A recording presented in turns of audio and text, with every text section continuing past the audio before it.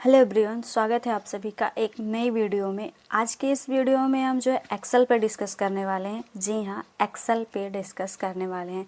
अगर आप Excel user Excel पे वर्क कर रहे हैं तो ये वीडियो आपके लिए बहुत ही यूज़फुल होने वाला है, क्योंकि ये वीडियो अटेंडेंस शीट पर होने वाला है। जी हाँ, अटेंडेंस शीट।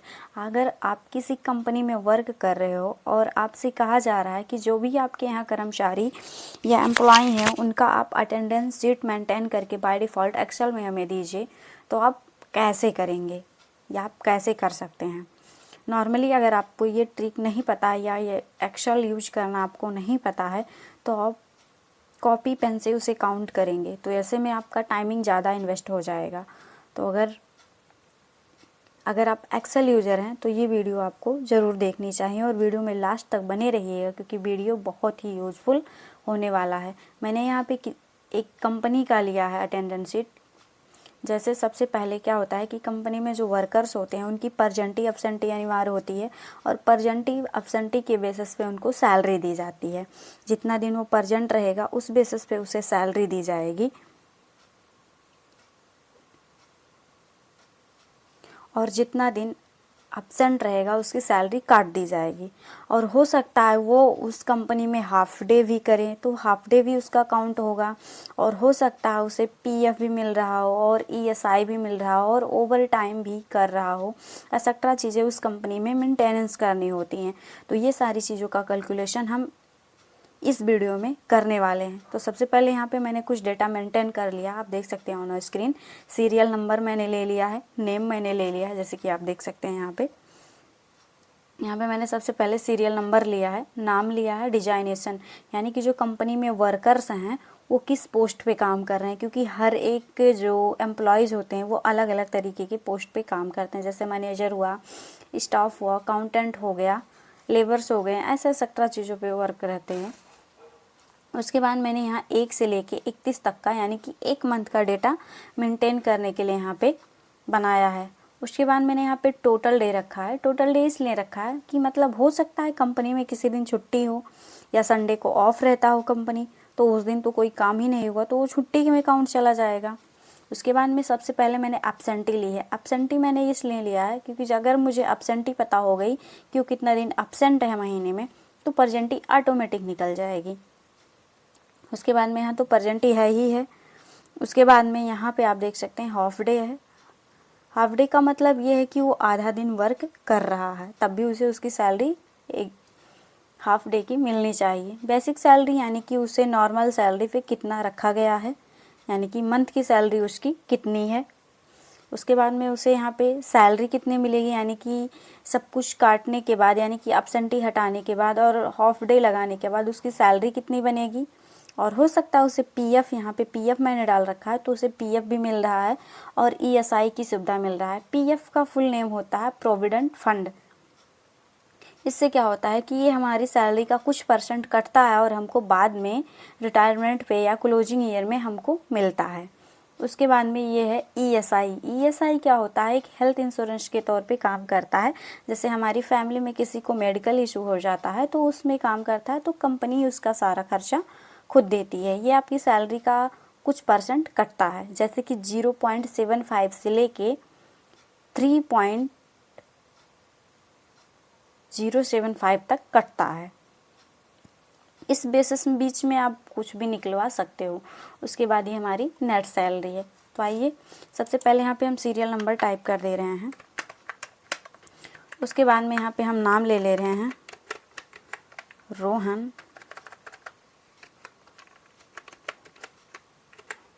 उसके बाद में डिजाइनेशन में हम ले ले रहे हैं यहाँ पे मैनेजर। उसके बाद में हम क्या करेंगे, यहाँ पे परजेंटी एब्सेंटी लिखना है तो हम कहीं पे थोड़ा सा पी लिख दे रहे हैं। पी का मतलब परजेंटी होता है और ए का मतलब होता है एब्सेंटी, और यहीं पे मैं बीच बीच में एच भी लिख दे रही हूँ। इससे क्या होता है कि पता चल जाएगा हाफ डे है।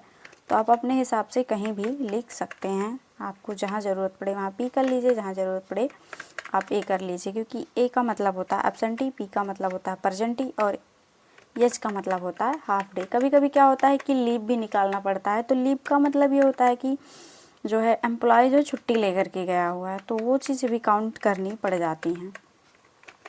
तो यहाँ पे हम कुछ इस तरीके से लेंगे।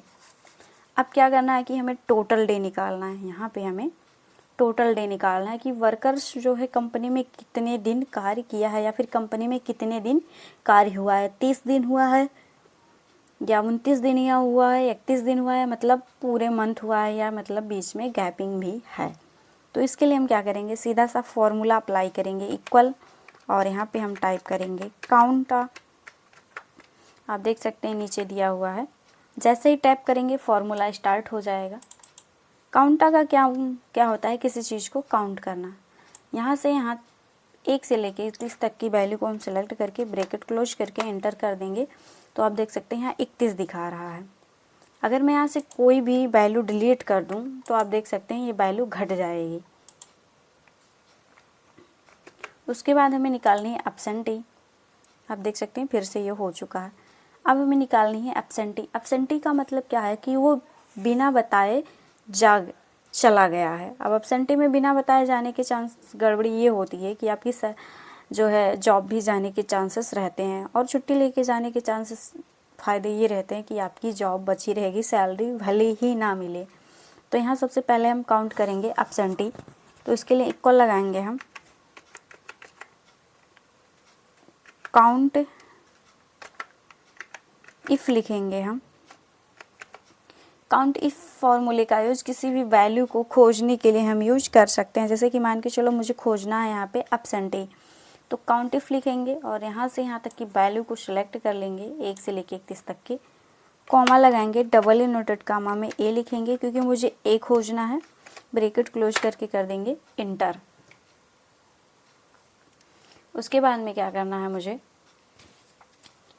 परसेंटी निकालनी है। तो आपके पास 2 ऑप्शंस हैं। पहला, आप टोटल डे में से एब्सेंटी को माइनस कर दीजिए, यहाँ से आपका निकल जाएगा परसेंटी। अब जैसे 31 में से 4 चला जाएगा तो यहाँ बच जाएगा जो है हमारा 27। अब चाहो आप इस बेसिस पे निकालो माइनस करके, जैसे कि हम बता दे रहे हैं, इक्वल लगा के इसको टोटल डे को उठाओ, माइनस लगाओ, इसको उठाओ, आप यहाँ से निकाल सकते हो। दूसरा तरीका ये है कि आप इक्वल लगा के काउंट इफ फॉर्मूले का अप्लाई करके यहाँ से यहाँ तक की वैल्यू को हम सिलेक्ट करके कॉमा लगा के पी लिख के ऐसे भी निकाल हम सकते हैं।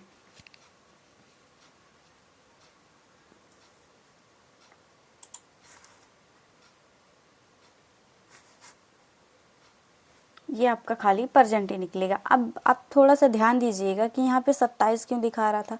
27 इसलिए दिखा रहा था क्योंकि ये हाफ डे जो है इसमें उठा ले रहा था, लेकिन मुझे हाफ डे क्या करना है, स्पेशली काउंट करना है। तो हमें ये वाला मेथड नहीं यूज करना है। आप ये वाला मेथड टोटल डे में से एब्सेंटी को माइनस तब कीजिएगा जब आपको हाफ डे ना निकालना हो। लेकिन यहाँ पे मुझे हाफ डे भी निकालना है, तो हम करेंगे क्या, सीधे से इक्वल लगाएंगे, काउंट इफ लिखेंगे और ब्रैकेट्स लगाएंगे, फिर डेटा रेंज को सिलेक्ट कर लेंगे और कॉमा लगाएंगे, डबल इनवर्टेड कामा में एच लिख देंगे, डबल इनवर्टेड कामा क्लोज करके ब्रैकेट क्लोज करके हम 2 से भाग कर देंगे। अब 2 से भाग करने का रीज़न क्या होता है कि जो एक दिन हाफ डे करेगा तो उसको जब 2 दिन हम करेंगे तब वो जाके 1 दिन में कन्वर्ट होगा। सीधी सी बात है कि जब वो 2 दिन हाफ डे करेगा तब उसका 1 दिन बनेगा। ऐसे ही जब वो 4 दिन हाफ डे करेगा तो उसका 1 दिन बनेगा। तो इस बेसिस के लिए हमें डे में कन्वर्ट करने के लिए हमें 2 से भाग करने की ज़रूरत पड़ेगी। तो यहाँ पे हम जो है 2 से भाग कर देंगे, ये हमारा निकल के आ जाएगा हाफ डे। अब ये आप देख सकते हैं कि अगर मैं यहाँ पे 2 से भाग ना करूँ तो अभी यहाँ पे 2 दिन दिखाएगा, यानी कि ये 2 दिन हाफ डे किया हुआ है। अभी ये 2 दिन किया है लेकिन मुझे 1 डे में कन्वर्ट करना है, तो यहाँ से मुझे 2 से भाग करना पड़ेगा, तभी यह जाके डे में कन्वर्ट होगा। अब आपकी बेसिक सैलरी कितनी बनती है, अब आपकी बेसिक सैलरी क्या बनती है। अब आप सोच रहे होंगे एक परसेंटी और एक हाफ डे, इसको हम कैसे अलग अलग सैलरी, इसको हम किस बेसिस पे देंगे। तो सीधी सी बात क्या है कि आप यहाँ पे जो है, अगर आप सब कुछ मतलब हाफ डे और परजेंटी को एक में ऐड करना चाहते हो तो सीधे से करना क्या, जहां आप देख सकते हैं फॉर्मूला बार में, हम आपको जूम करके दिखा दे रहे हैं, ये जहां फॉर्मूला बार में हम 2 से भाग कर रहे हैं यहीं पे हम 25 प्लस कर देंगे या फिर इस वाली वैल्यू को हम ऐड कर लेंगे, यानी कि यहाँ पे जो परजेंटी दी हुई है इसी को हम ऐड कर लेंगे तो ये टोटल 26 दिन निकल कर आ जाएगा। अभी देख सकते हो यहाँ पे ये 26 दिन दिखा रहा है। इसी बेसिस पे इसकी सैलरी हम रख देंगे। तो सैलरी इसकी मान के चलो आप अपने हिसाब से रख सकते हो, मान के चलो यहाँ पे हमने 20,000 ऐड कर दिया है तो यहाँ पे ये निकल के आ जाएगा 20,000। अभी क्या करना है कि ये एक महीने में टोटल 26 दिन काम किया है तो 26 दिन की मुझे सैलरी देनी होगी। तो 26 दिन की सैलरी देने के लिए हमें क्या करना है, इक्वल लगाना है और सैलरी को उठाना है और भाग कर देना है इसके मंथ से, यानी कि जितने का मंथ रहेगा 30 या 31 जो भी रहेगा। मेरा 31 का है तो हम 31 उठा ले रहे हैं। आप चाहो तो यहाँ पे डायरेक्ट टोटल डे भी उठा सकते हो, बट ये गलत हो जाएगा क्योंकि हो सकता है आपकी वर्किंग जो है कम ज़्यादा भी हो सकती है। तो यहाँ पे आपको खुद लिखना पड़ेगा। यहाँ पे हम 31 लिख रहे हैं और गुणा कर देंगे जितना दिन वो परजेंट रहेगा। यहाँ पे देख सकते हैं आप 26 दिन टोटल हम हाफ डे वाला उठाएंगे क्योंकि इसमें मैंने प्लस भी किया है परजेंटी को, तो ये निकल के आ जाएगा इसका 16,774 रुपये। अभी इसमें क्या करना है कि इसमें पीएफ भी इसका ऐड करना है, इसका पीएफ भी ऐड करना है। पीएफ ऐड कर किया नहीं जाता है, पीएफ कटता है। अब पीएफ मुझे निकालना पड़ेगा इसका। जैसे अपनी सैलरी बेसिस पे कंपनी वाले निर्धारित करते हैं कि उसकी सैलरी से कितना परसेंट कटेगा, 2, 4, 10%, 15%, 20%, तो ये आपकी सैलरी से निकलेगा। तो मान के चलो यहाँ पे आपकी सैलरी से हम 10% निकाल दे रहे हैं तो सीधे से यहाँ करना क्या है कि इक्वल लगाना है, आपको अपनी सैलरी उठानी है और गुणा कर देना है जितना परसेंट आपको अपनी सैलरी से निकालना है। जैसे कि मैंने 10% लिख दिया तो यहाँ पे हैश वैल्यू दे रहा है, मतलब सेल छोटी पड़ रही है। यहाँ पे इसका जो है 20,000 का 10% 2,000 बन रहा है। अभी मुझे इसी प्रकार से ईएसआई निकालनी है। ईएसआई मैंने बताया कि ये हेल्थ इश्यूज़ में काम करता है, जैसे फैमिली मेम्बर में आपको कुछ हो जाता है तो उसमें काम करता है। तो अभी मैंने बताया कि इसमें जो है 0.75 से लेके 3.75 के बीच में कटता है, तो आपके ऊपर डिपेंड करता है कि आप कितना निकलवा रहे हैं। तो जैसे मैं एग्जांपल के तौर पे हम ले रहे हैं, इक्वल लगाएंगे, सैलरी को उठाएंगे। यहाँ हम अपनी सैलरी का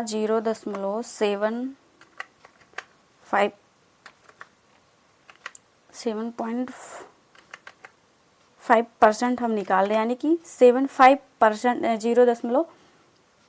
0.75% हम निकाल रहे हैं। ज़्यादा भी नहीं निकाल रहे हैं, 7.5 निकाल रहे हैं, 0.75 निकाल रहे हैं। आप चाहो इसके बीच में जैसे मैंने बताया 0.75 से लेके 3.075 आप कर सकते हो, तो वो आपके ऊपर डिपेंड करता है आप कितना निकालना चाहते हो। यहाँ पे मैंने ये ऐड किया है, ये हैश वैल्यू दे रहा है। ये भी बहुत ज़्यादा नहीं बनता है, जितना आप लगाओगे उस हिसाब से बनेगा। तो अभी क्या करना है, मुझे इक्वल लगाना है और यहाँ जो सैलरी हमारी बनी हुई है सैलरी को उठाएंगे और माइनस कर देंगे पीएफ को और माइनस कर देंगे ईएसआई को। यहाँ निकल के आ जाएगा इसका एक्चुअल सैलरी, यानी कि जो इनकी सैलरी बनेगी उसी से इनकी जो है कटेगा भी। अब जैसे जितना दिन प्रेजेंट रहेंगे उसी में से ही उनकी सैलरी में से ही कटेगा। अब जैसे 16,774 रुपये बना हुआ था तो उसी में से इनका पीएफ भी कट गया और ईएसआई कट गया। अभी इन्होंने इसमें मैंने ओवर टाइम नहीं ऐड किया, अगर ये इसमें ओवर टाइम ऐड किया गया होता तो शायद इनकी सैलरी कुछ ज़्यादा ही ग्रोथ करती, बट मैंने ओवर टाइम ऐड नहीं किया है। इसी बेसिस पे आप अगर किसी का फॉर्मूला अप्लाई करके एक बार ढेर सारे लोगों का निकालना चाहते हैं तो सीधे से आपको डबल टैप कर देना है, जितने भी कैंडिडेट्स रहेंगे सबका सब निकल जाएगा। जैसे मान के चलो यहाँ हम डाल दे रहे हैं स्टॉफ में और यहीं पे ये वाली वैल्यू को हम ड्रैग कर ले रहे हैं, बार बार टाइप ना करनी पड़े मुझे। और यहीं पे मैं कुछ थोड़ा सा चेंजिंग कर दूं, जैसे यहाँ पे हम चेंजिंग कर दे रहे हैं और यहाँ पे हम डबल टैप कर देंगे, आप देख सकते हैं निकल जाएगा। मतलब अगर आप एक बार निकाल ले जाते हैं तो दोबारा फॉर्मूला अप्लाई करने की ज़रूरत नहीं पड़ेगी। यहाँ पे कुछ इस तरीके से निकल जाएगा, आप देख सकते हैं डबल टैप करते हुए।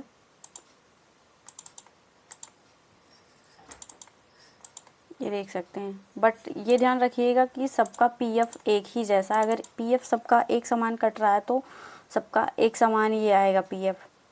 और सैलरी में भी आप चेंजिंग कर सकते हैं। अगर आप सैलरी में चेंजिंग करेंगे तो इसमें ऑटोमेटिक चेंजिंग होगा। आप देख सकते हैं ये सब में चेंजिंग हो चुका है। आई होप वीडियो पसंद आई होगी। अगर वीडियो पसंद आई हो तो चैनल को लाइक, सब्सक्राइब और कमेंट करना ना भूलें। इसी प्रकार की अगर कोई और वीडियो चाहिए तो आप कमेंट बॉक्स में ज़रूर बताइएगा।